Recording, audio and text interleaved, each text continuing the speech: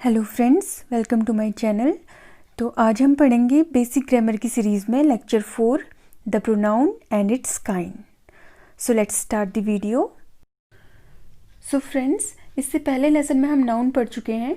आज हम जानेंगे प्रोनाउन क्या है। So what is pronoun? Basically a word used instead of a noun is called pronoun. तो एक ऐसा वर्ड जिसे हम नाउन की जगह पर इस्तेमाल करते हैं प्रोनाउन कहते हैं। So pronoun here means for a noun, यानी कि प्रोनाउन को यहाँ पर हम नाउन का रिप्लेसमेंट कह सकते हैं, क्योंकि एक सेंटेंस में प्रोनाउन को ही हम नाउन की जगह पर रिप्लेस करते हैं। ठीक है, तो किसी सेंटेंस में हम नाउन की जगह पर प्रोनाउन का इस्तेमाल कैसे करते हैं वो हम इन दो सेंटेंसेस की मदद से जानेंगे। पहला सेंटेंस है Hari is absent because Hari is ill. Hari absent है क्योंकि हरी बीमार है। तो यहाँ पर आप देखेंगे कि हमने नाउन हरी का इस्तेमाल दो जगह पे किया है। दूसरा सेंटेंस आप देखते हैं Hari is absent because he is ill. Hari absent है क्योंकि वो बीमार है। तो यहाँ पर आप देखेंगे कि हमने एक जगह पर हरी का इस्तेमाल किया है और दूसरी जगह पर प्रोनाउन ही का इस्तेमाल किया है। और इसी तरीके से अगर आपको टीचर पूछे वेयर इज़ हरी, तो भी आप कह सकते हैं he is absent because he is ill. तो यहाँ पर अगेन आप नाउन हरी का इस्तेमाल ना करके प्रोनाउन ही का इस्तेमाल करके वही आंसर दे सकते हैं। सो आई होप आपको समझ में आया होगा कि कैसे हम प्रोनाउन को नाउन की जगह पर एक सेंटेंस में रिप्लेस कर रहे हैं। एग्जाम्पल्स दिए हैं यहाँ पर he, she, it, this, that, these, those. ये सभी प्रोनाउंस हैं जिन्हें हम आगे जानेंगे कि कैसे इन्हें डिफरेंट काइंड्स में डिवाइड किया गया है। सो अब हम जानेंगे काइंड्स ऑफ प्रोनाउन। प्रोनाउन को यहाँ पर 9 टाइप्स में डिवाइड किया गया है। Personal pronoun, demonstrative pronoun, interrogative pronoun, indefinite pronoun, relative pronoun, distributive pronoun, reflexive pronoun, emphatic pronoun and reciprocal pronoun. तो आगे हम एक एक करके जानेंगे कि ये प्रोनाउन क्या हैं। पहला है personal pronoun. Personal pronoun used instead of a person और अ थिंग, यानी कि किसी नाउन की जगह पर ही हम इसको इस्तेमाल करते हैं, पर्सन और थिंग की जगह पर। And it stands for 3 persons, और ये 3 पर्सन्स के लिए स्टैंड करता है। First person is the person speaking, यानी कि जो बात कर रहा है। Second is the person spoken to, यानी कि जिससे बात हो रही है। And third is the person spoken of, यानी कि जिसके बारे में बात हो रही है। तो अगर आप एग्जाम्पल से समझें, जैसे कि मैं आपसे बात कर रही हूँ और मैं राम के बारे में बात कर रही हूँ, तो मैं हो जाऊँगी द पर्सन स्पीकिंग और आप हो जाएंगे द पर्सन स्पोकन टू, और राम हो जाएगा द पर्सन स्पोकन ऑफ, जिसके बारे में बात कर रहे हैं। ठीक है, for example I, we, you, he, she, it, they, this all are personal pronouns. और इनको सेंटेंस में कैसे यूज़ करते हैं? Like this, I am happy, you are happy, he is happy और शी इज़ हैप्पी। सो ठीक है, यहाँ पर हमने किसी के नेम्स ना इस्तेमाल करके उनकी जगह पर पर्सनल प्रोनाउंस का इस्तेमाल किया है। मैंने यहाँ पर अपना नाम ना यूज़ करके बोला है आई एम हैप्पी, मैं खुश हूँ। ठीक है, आपका नाम इस्तेमाल ना करके बोला है यू आर हैप्पी, यानी कि आप खुश हैं। ठीक है, so I hope you understand this much. Next हम देखते हैं फॉर्म्स ऑफ पर्सनल प्रोनाउन। तो पर्सनल प्रोनाउंस के 3 फॉर्म्स हैं, first person, second person, third person. ये मैंने आपको ऊपर भी एग्जाम्पल से समझा दिए, लेकिन ग्रामर में इन्हें हम first person, second person, third person कहते हैं। तो फर्स्ट पर्सन हमेशा आई और वी होता है, सेकंड पर्सन यू होता है और third person he, she, it होते हैं। तो फर्स्ट पर्सन, सेकंड पर्सन और थर्ड पर्सन को डिटेल में जानने के लिए आप मेरा नेक्स्ट वीडियो भी देख सकते हैं। ठीक है, तो आगे बढ़ते हैं। Now demonstrative pronounce. सो जैसे आप डिमॉन्स्ट्रेशन वर्ड से समझते हैं प्रदर्शन करना या प्रदर्शनी करना किसी चीज़ की, ये प्रोनाउन भी कुछ इसी तरह के होते हैं। So demonstrative pronouns indicates towards the object they refer to.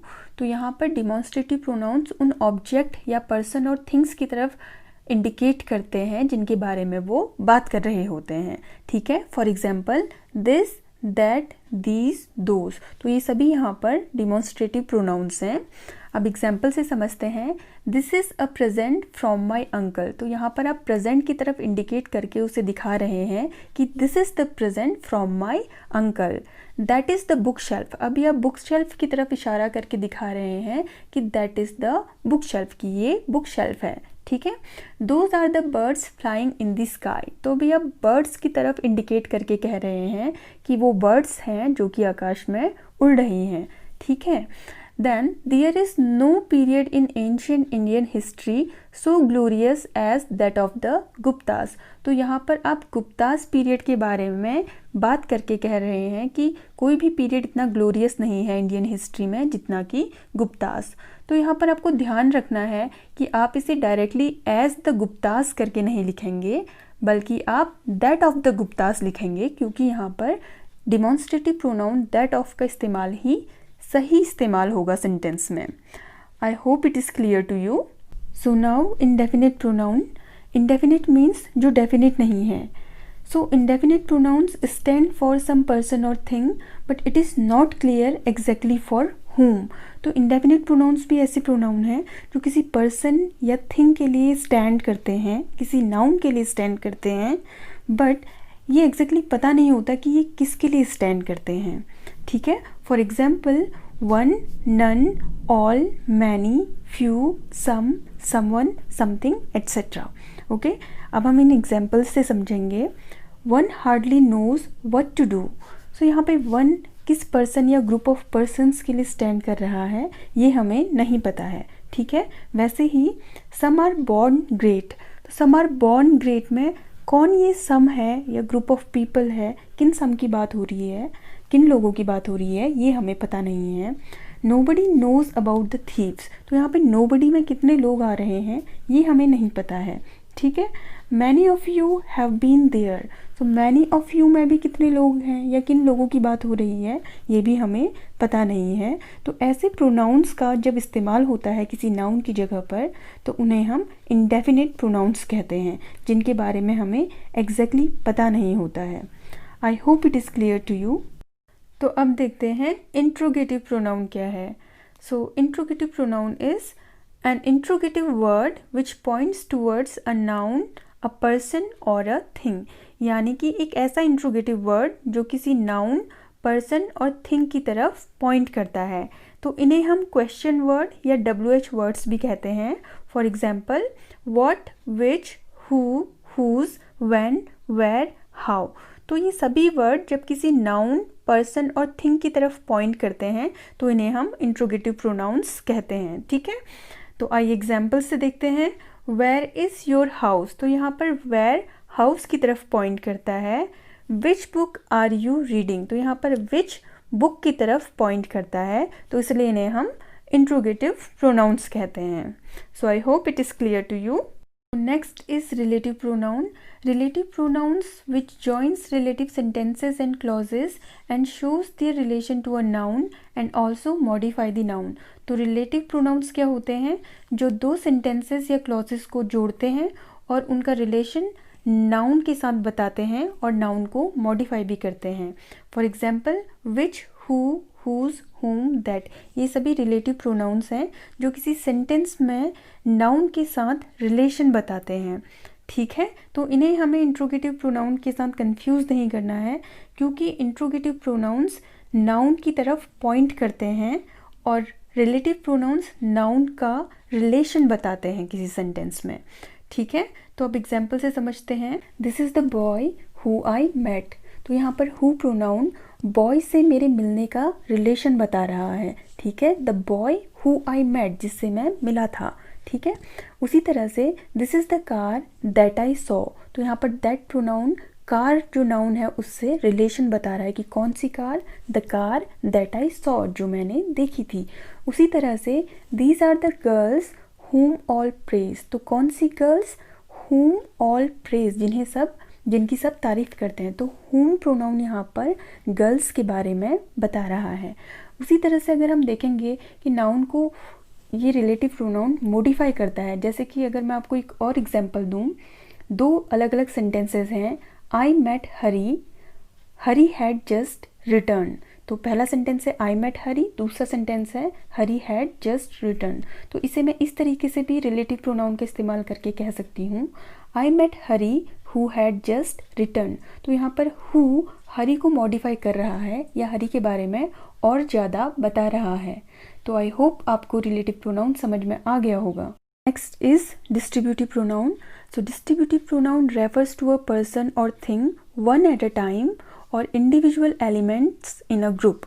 तो डिस्ट्रीब्यूटिव प्रोनाउन को हम किसी ग्रुप में इंडिविजुअल एलिमेंट्स को या वन एट अ टाइम किसी एक पर्सन को एक बार में रेफ़र करने के लिए इस्तेमाल करते हैं। ठीक है, किसी ग्रुप की बात हो रही है लेकिन ग्रुप में किसी इंडिविजुअल एलिमेंट या one person at a time को हम रेफ़र कर रहे हैं डिस्ट्रीब्यूटिव प्रोनाउन के through.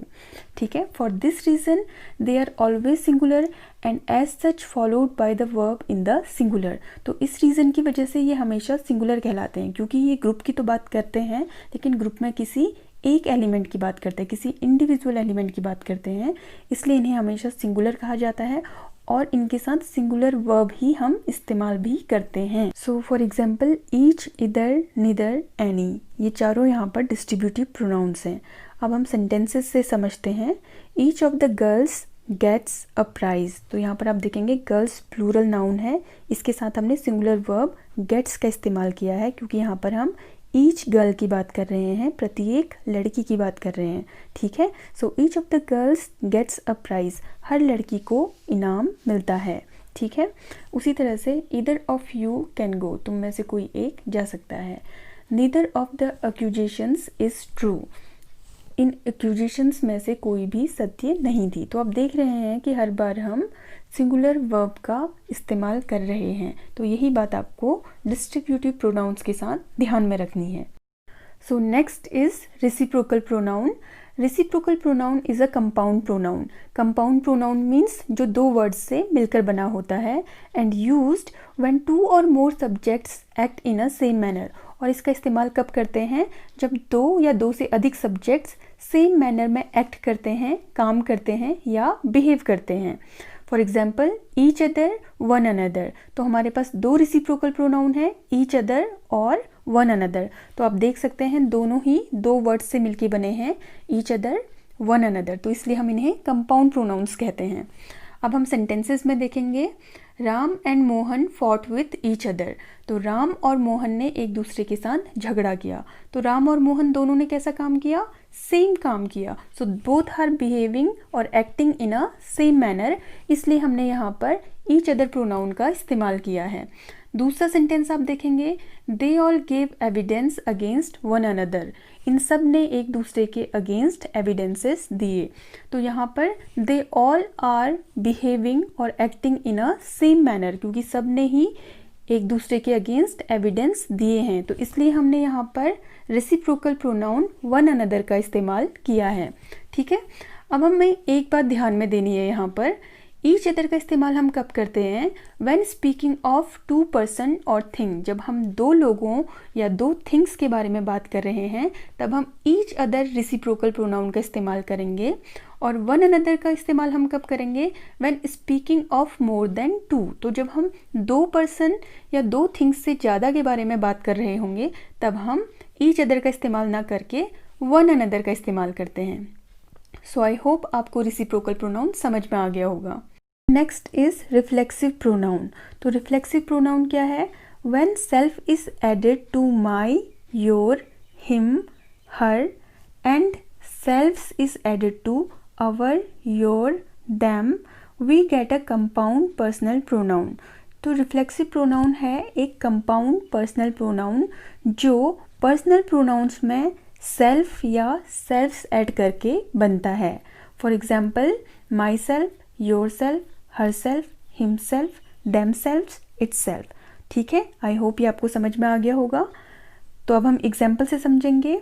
They prepared themselves for the match. तो यहाँ पे एक रिफ्लेक्शन हो रहा है कि उन्होंने खुद को मैच के लिए प्रिपेयर किया। ठीक है, रोहन हर्ट हिमसेल्फ। रोहन ने अपने आप को हर्ट कर लिया।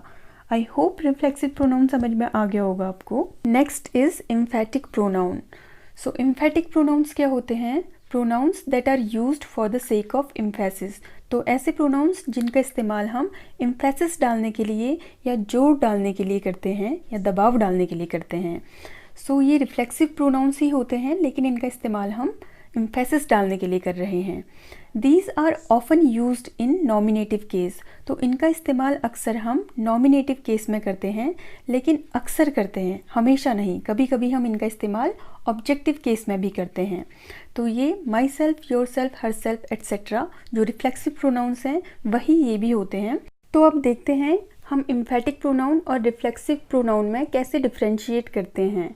तो अगर आपने थोड़ा ध्यान दिया होगा तो इन सभी सेंटेंसेस में हमने एम्फेटिक प्रोनाउन का इस्तेमाल नाउन या प्रोनाउन के जस्ट बाद किया है, भले वो नॉमिनेटिव केस हो या ऑब्जेक्टिव केस हो।